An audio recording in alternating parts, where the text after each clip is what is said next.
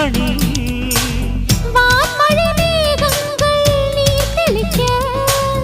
வாடிய தேகங்கள் சேர்ந்திருக்க வாலிபராகங்கள் நான் படிக்க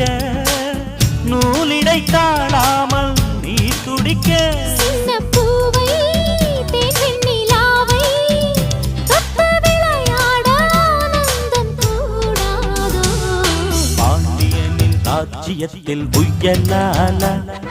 வேண்டி நின்ற பைங்கிளிக்கு புயலால கையில் தந்தே